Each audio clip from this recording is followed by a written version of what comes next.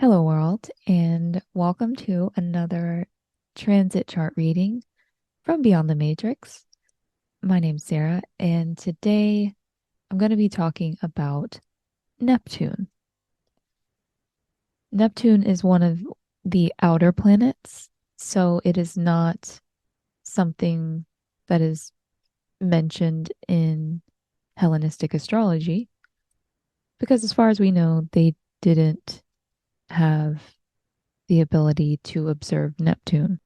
What I'm going to do to make up for the fact that this is not an ancient technique is I'm going to read from Hellenistic Astrology by Chris Brennan about retrogrades. So Neptune has been retrograde. When a planet is retrograde, it's apparently moving backwards in the sky, and it is actually closer to the Earth than when it's direct. So imagine you're looking up at the sky, and this is how it works. Every night, a backdrop of stars moves across the sky in one direction. They're all going the same direction. But along with the moon, if she's there, you see certain stars hanging out in the same position. They don't move with the backdrop of stars. And over time, maybe you have a landmark that you line up that star with, and you stand in a particular spot and you watch to see where that particular star is every night. And this might not have even started as something experimental. It might have just been somebody sits in the same spot every night and looks at the same place and notices a star moving different from the backdrop of stars. So this is what I imagine when I think about putting my mind into their mind. From that perspective, you are watching the sky every night back in these times, maybe. And there's a lot of visibility of stars, a lot more visibility of stars. That backdrop of stars is very apparent, I imagine. And I imagine these very bright stationary stars, or stars that, from over the course of time, over the course of a couple of days, weeks, months, I can see that star is just slowly moving a little bit across the sky every night. And then imagine, so it's moving, chucking along for like months, and then it starts to slow down. And then it starts to move back the direction it was coming from. So that's retrograde. And now I'm going to read, but I just want to put you in the mindset that I think if we're going to really understand the context, it's important to frame the picture. All right, from Hellenistic Astrology by Chris Brennan, Planetary Speed, Retrogrades, and Stations. There is an interpretive distinction that was employed sometimes in the text when a planet is moving faster or slower than its usual speed.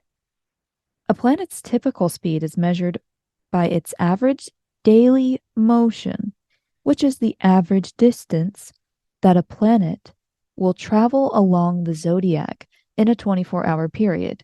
So that's measured in degrees of longitude on the ecliptic. So they're measuring how far along it's moving on the ecliptic. When a planet is moving faster than its average daily motion, it is said to be additive. Here's a Greek word that I'm going to butcher, prosthetikos. And it was thought to produce what it signifies faster or earlier in the native's life. So if the planet is moving faster, it's thought to produce what signifies faster or earlier in the native's life. Conversely, when a planet is moving slower than its average daily motion, it was said to be subtractive. Another Greek word, apheretikos, which was thought to indicate that the planet will produce what it signifies with some delay or sluggishness. So the impact of the planet in the native's chart is determined by how fast or slow the planet is moving. Once it gets trucking along retrograde, it's going to speed up, but then it's going to slow down and turn back around again. So that's what that looks like, is the turning point. When you're coming around that curve in 2D, it looks just like it's moving straight backwards again. So I want to read some more. Sometimes the terms additive and subtractive were used instead to describe planets that are direct in motion versus those that are retrograde, and thus moving backward in motion along the ecliptic. And it is not always clear which meaning is intended by some authors. The specific word that is usually used to refer to a retrograde planet is anapodismos, which literally means walking backwards, or sometimes hypopodizontes, which means retracing their steps. Retrograde and stationary planets are not mentioned frequently in the surviving texts, and there is some ambiguity about how they were interpreted. In some instances, stations are treated as having the power to temporarily intensify the significations of the planet. So that's important to remember for right now, because that's what I want to talk about with Neptune, is that it's stationed. However, in many other instances, it seems that retrograde planets were thought to indicate delays in the manifestation of the planet's significations.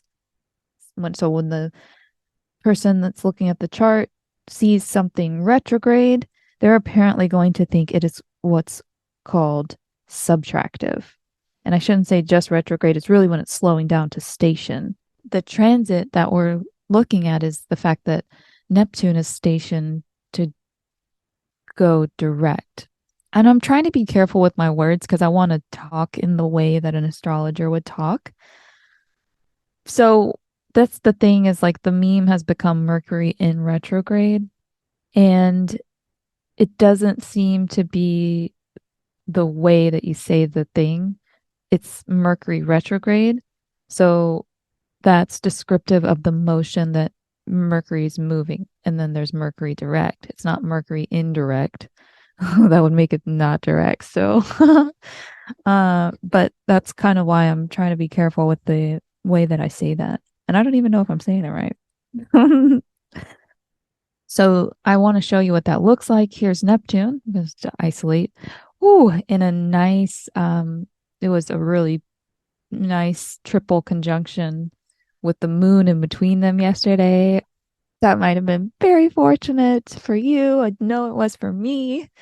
And so that was a beautiful conjunction like that. That was yesterday, same time. Man, and the moon just moved right along through there. So very beautiful.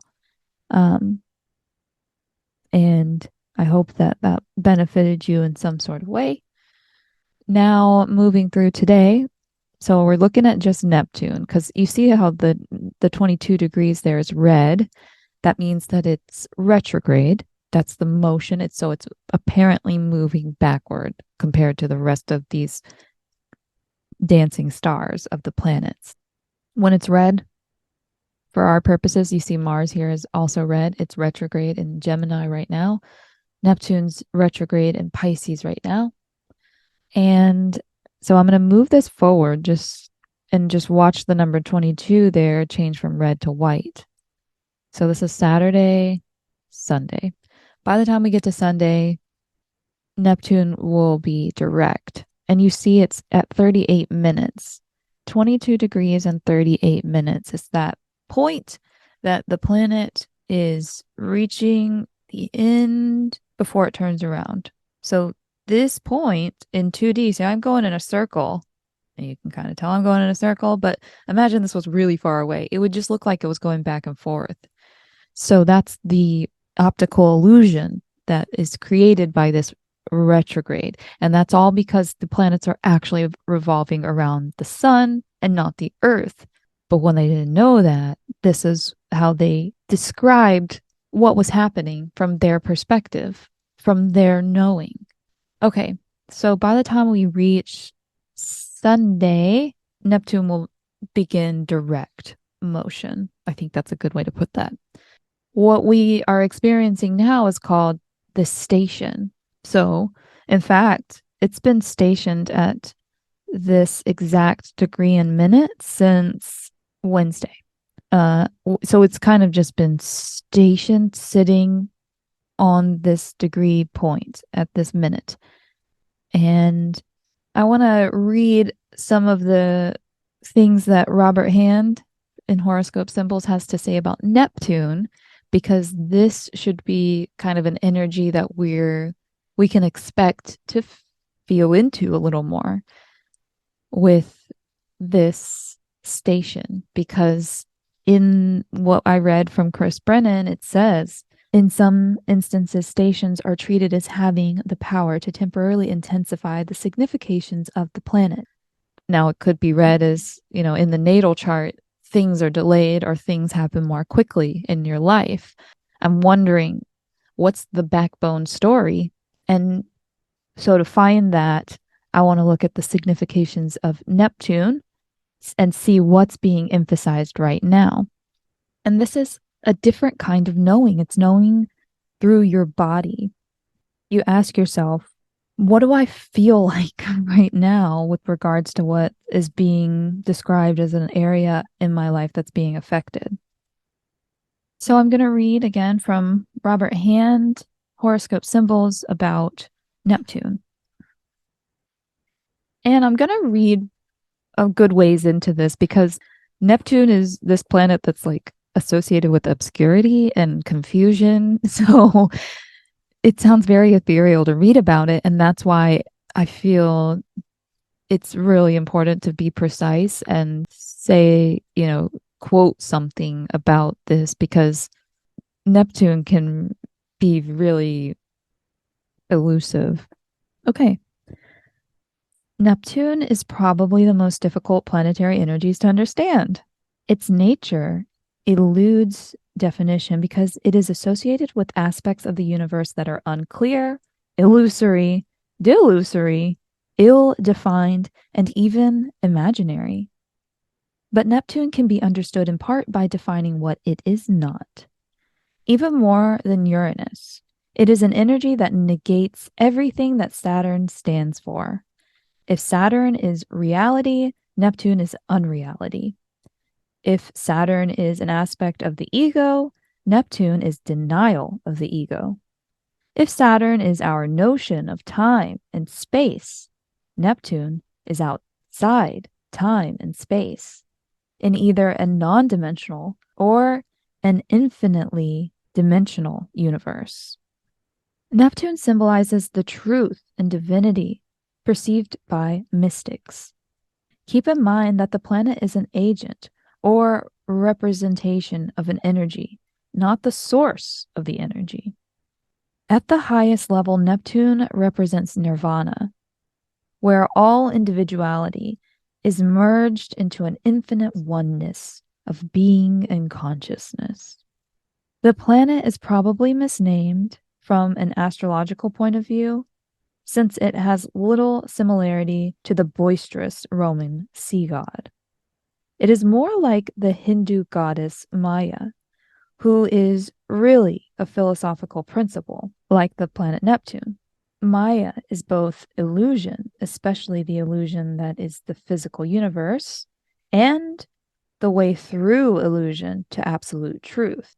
Unlike Maya, however, Neptune has little to do with the physical universe. its illusions usually involve a departure from the physical universe's commonly accepted rules. As we have seen, the idea that the reality of the physical universe is also the truth comes from Saturn, not Neptune.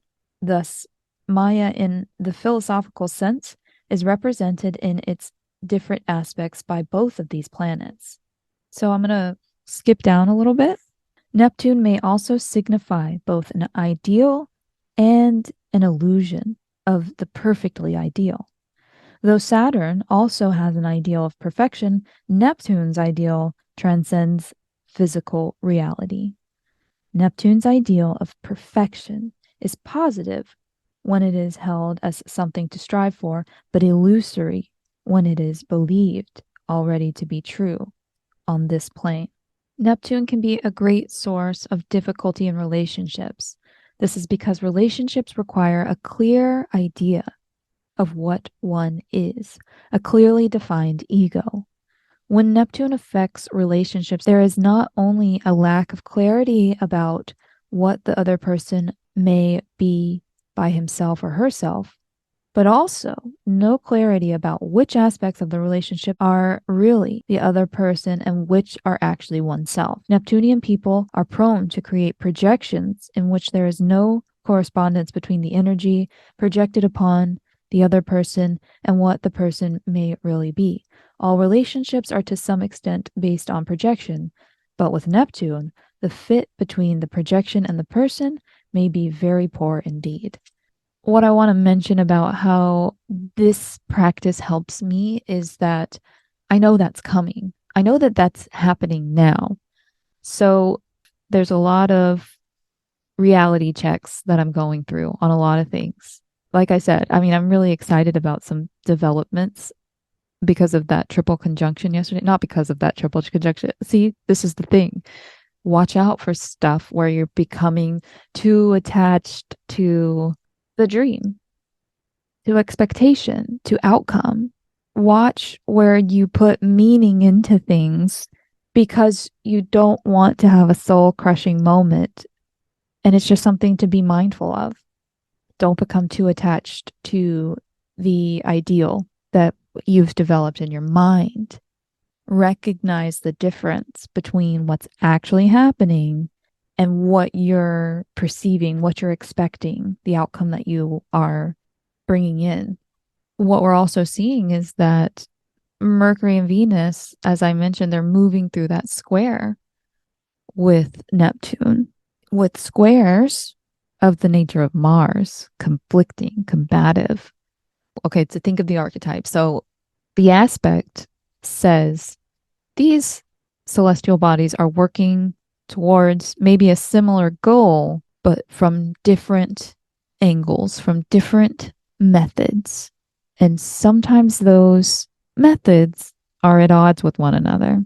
I can see a little, there's a lot of optimism in Venus and Mercury in Sagittarius and Neptune and Jupiter and Pisces. So the Sagittarius is fire, philosophy. It's big ideas, expansive, and is mesmerized by big complex themes in life.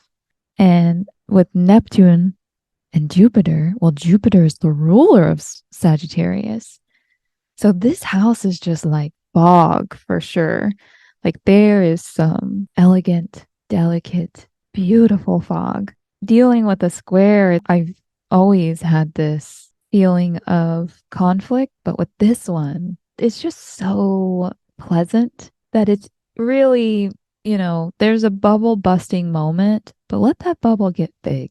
I'll let it pop whenever it actually has to. Dream big right now. Let yourself feel into that energy of opportunity. So I'm interested if you've gotten any gifts from Jupiter for this final countdown of having Jupiter in Pisces, which won't come back around for another 11 years. So Jupiter's parting ways with Pisces for the final time after having retrograded back through. the end of the second half of 2022. If there's anything that's come up that's been especially fortunate, it'd be interesting to see any stories that you may have. So feel free to leave those for me to read later in the comments. And I think this has gone on really long today, but Neptune's hard to describe. So I'm going to leave it there and hope that you enjoy this energy and take it easy, move through things slowly, understand that the path is hazy right now. It's foggy and you don't have to push through without being able to see. You certainly could. High risk, high reward kind of thing, but we'll be seeing through the static here very soon when Neptune starts to pick up speed direct. So I hope this has been helpful. Hope that you enjoy the rest of your day, and I'll be back soon to talk about another transit.